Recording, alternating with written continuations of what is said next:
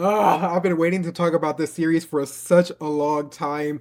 It has been on my radar for a while, and I've been reading the manga, and the anime adaptation has finally come. It's out of Netflix jail. Thank God. It is called The Fragrant Flower Blooms with Dignity, and it is probably one of the most beautiful real series that I've watched and read in a very long time. And the main reason why I waited is because I know when it comes to taking in series like this, or even just taking in your entertainment in general, a lot of people don't really gravitate towards the manga. They would rather wait until the anime releases. And I think when it comes to this series in general, it I think it can be for anyone. No, this is not a battle shonen. No, this is not fantasy. No, this is not adventure. It is a genuine romance. It's slice of life. It's everything that I personally gravitate towards. I mean, in terms of all the manga that I have, I think the biggest genre that I have is romance and then sports and then everything else after.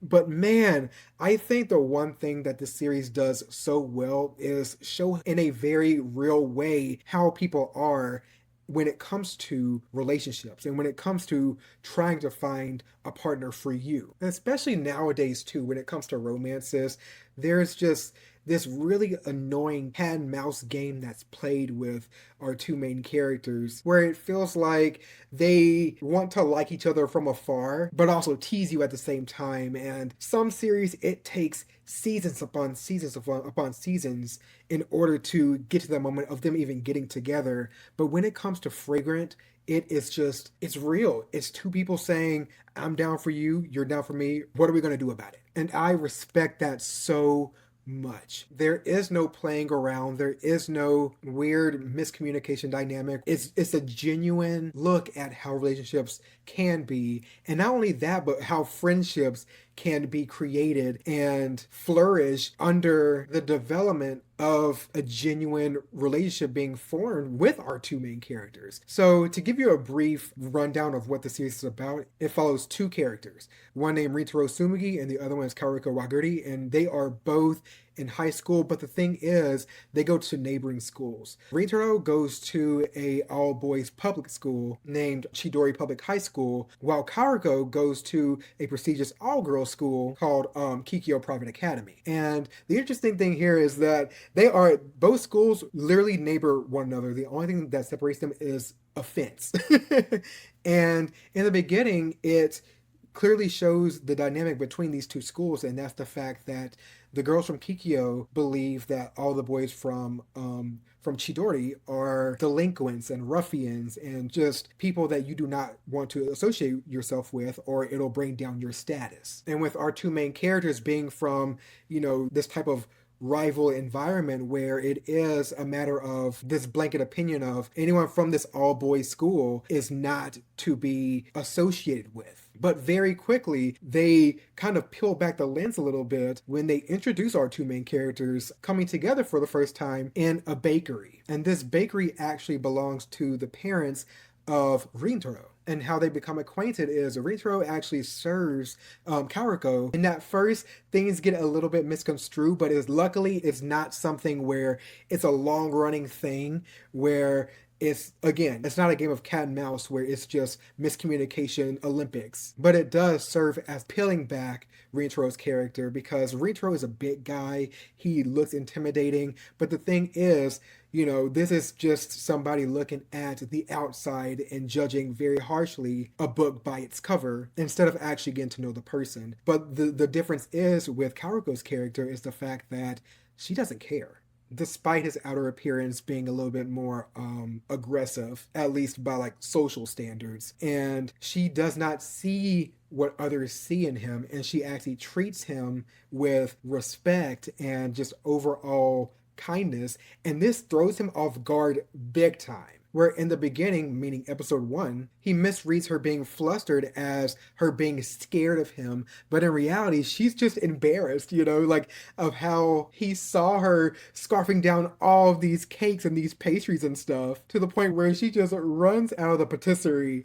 And they don't see each other again till the following day where she apologizes and she's just like, oh my God, Sorry for the miscommunication. Like, this is what I'm talking about. Yes, it is a comedic element to it that can easily be seen as annoying if that's like how this series carries itself throughout the remainder of the season or even throughout the remainder of the series. But no, instead, it's seen as a one time mistake brought on by how Rintaro is seen by everyone else to the point where he just assumes that's how she feels about him. But when she actually explains to him, I don't see you that way, and I'm sorry that I made you feel like I did, that's when we really, peel back the layers and we see this shit's different. Like, the series isn't all haha jokes, funny.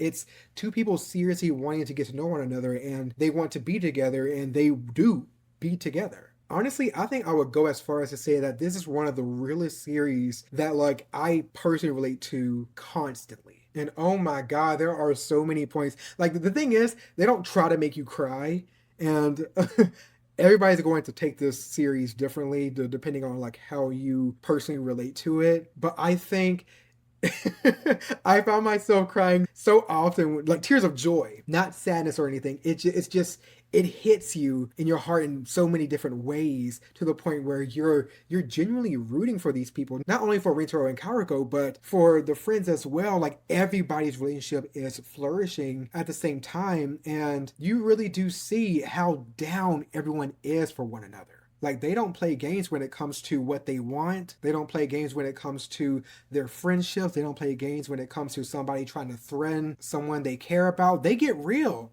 And like, the more you sit down and watch this series, the more you find yourself rooting for everybody for many different reasons. Everybody, like, you're able to tell that there are other character arcs slowly building. It is going to be a slow burn series, by the way, and that's a fantastic thing when it does come to slice of life romance series like this. Because if you want to remain realistic, you have to have realistic pacing when it comes to building relationships and when it comes to making sure that everything makes sense, especially when you are dealing with friend groups and you're dealing with people, strangers, slowly getting to know one another. And I'm not just talking about Rintaro and Karuko. I'm talking about everybody. I'm talking about all their friends. Like, this is truly something. It's so real. Like, I think the closest thing in recent memory, anyways, that made me feel this way is another manga and anime series called Horimiya. And it is fantastic. They waste no time either.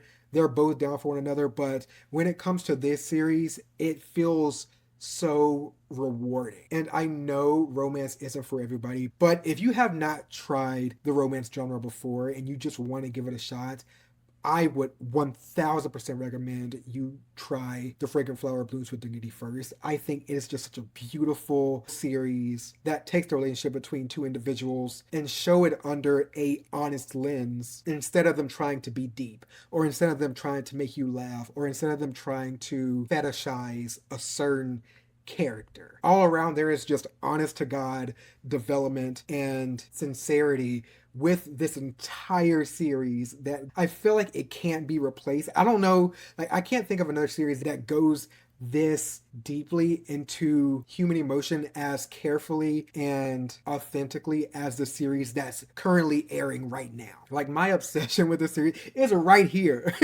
Like, my obsession with this series has just gone to no bounds, and I jumped the moment that it started airing. I was like, okay, I'll start over.